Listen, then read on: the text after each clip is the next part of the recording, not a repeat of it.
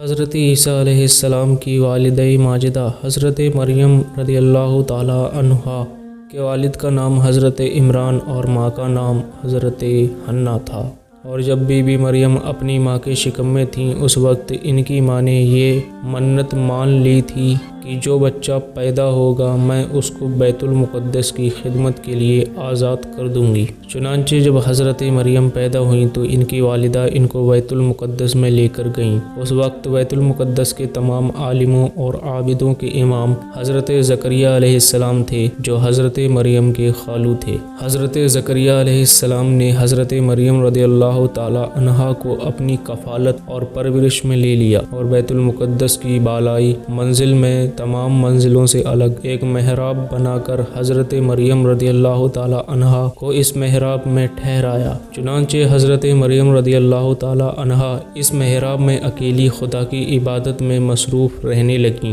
اور حضرت زکریہ علیہ السلام صبح و شام محراب میں ان کی خبر گیری اور خورد و نوش کا انتظام کرنے کے لیے آتے جاتے رہے۔ چند ہی دنوں میں حضرت مریم رضی اللہ تعالی عنہا کی محراب کے اندر یہ کرامت نمودار ہوئی کہ جب حضرت زکریہ علیہ السلام محراب میں جاتے تو وہاں جاڑوں کے پھل گرمی میں اور گرمی کے پھل جاڑوں میں پاتے۔ حضرت زکریہ علیہ السلام حیران ہو کر پوچھتے کہ اے مریم یہ پھل کہاں سے تمہارے پاس آتے ہیں؟ تو حضرت مریم رضی اللہ تعالی عنہا یہ جواب دیتی کہ یہ پھل اللہ عز و جل کی طرف سے آتے ہیں، اور اللہ جس کو چاہتا ہے بلا حساب روزی عطا فرماتا ہے۔ حضرت زکریہ علیہ السلام کو خداوند قدوس نے نبوت کے شرف سے نوازا تھا، مگر ان کے کوئی اولاد نہیں تھی اور وہ بالکل ضعیف ہو چکے تھے۔ برسوں سے ان کے دل میں فرزند کی تمنا معززن تھی، اور بارہا انہوں نے گڑ گڑا کر خدا سے اولاد نرینہ کے لیے دعا بھی مانگی تھی،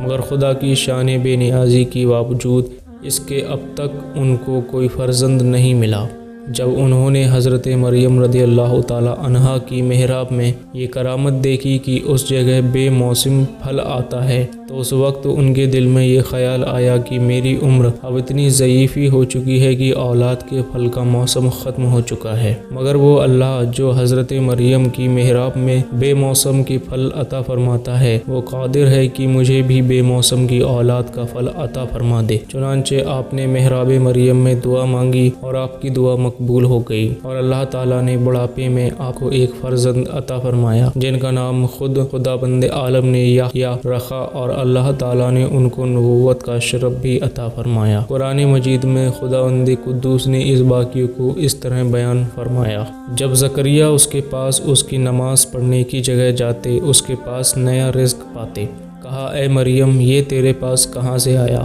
بولی وہ اللہ کے پاس سے ہے، بے شک اللہ جسے چاہے بے گنتی دے۔ یہاں پکارا زکریہ اپنے رب کو، بولا اے رب مجھے اپنے پاس سے دے ستھری اولاد، بے شک تو ہی دعا سننے والا ہے۔ تو فرشتوں نے اسے آواز دی اور وہ اپنی نماز کی جگہ کھڑا نماز پڑھ رہا تھا۔ بے شک اللہ آپ کو مژدہ دیتا ہے یحییٰ کا جو اللہ کی طرف کے ایک کلمے کی تصدیق کرے گا، اور سردار اور ہمیشہ کے لیے عورتوں سے بچنے والا اور نبی ہمارے خاصوں میں سے۔ اس واقعے سے مندرجہ ذیل عبرتوں کی تجلی ہوتی ہے جن سے ہر مسلمان کو سبق حاصل کرنا ضروری ہے۔ واقعہ مذکورہ سے معلوم ہوا کہ حضرت مریم رضی اللہ تعالی عنہا صاحب کرامت اور مرتبہ ولایت پر فائز ہیں، کیونکہ خدا کی طرف سے ان کی محراب میں پھل آتے تھے، اور وہ بھی جاڑوں کے پھل گرمی میں اور گرمی کے پھل جاڑوں میں۔ یہ ان کی ایک بہت ہی عظیم الشان اور واضح کرامت ہے جو ان کی ولایت کی شاہد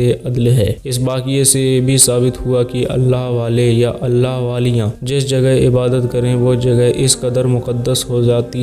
جاتی ہے کہ وہاں رحمت خداوندی عز و جل کا نزول ہوتا ہے، اور وہاں پر دعائیں مقبول ہوا کرتی ہیں، جیسا کہ حضرت زکریہ علیہ السلام کی دعا محراب مریم میں مقبول ہوئی۔ حالانکہ وہ اس سے پہلے بیت المقدس میں بار بار یہ یہ دعا مانگ چکے تھے مگر ان کی مراد پوری نہیں ہوئی تھی۔ جہاں اللہ کے مقبول بندے اور مقبول بندیاں چند دن بیٹھ کر عبادت کریں، جب ان جگہوں پر دعائیں مقبول ہوتی ہیں تو ان مقبولان بارگاہ الہی کی قبروں کے پاس جہاں ان بزرگوں کا پورا جسم برس رہا ہے وہاں بھی ضرور دعائیں قبول ہوں گی۔ چنانچہ حضرت امام شافعی رحمۃ اللہ علیہ کا بیان ہے کہ جب کسی مسئلے کا حل میرے لیے مشکل ہو جاتا تھا تو میں بغداد جا کر حضرت امام اعظم ابو حنیفہ رحمۃ اللہ تعالی علیہ کی قبر مبارک کے پاس بیٹھ کر اپنے اور خدا کے درمیان امام ممدوح کی مبارک قبر کو وسیلہ بنا کر دعا مانگتا تھا تو میری مراد بر آتی تھی اور مسئلہ حل ہو جایا کرتا تھا۔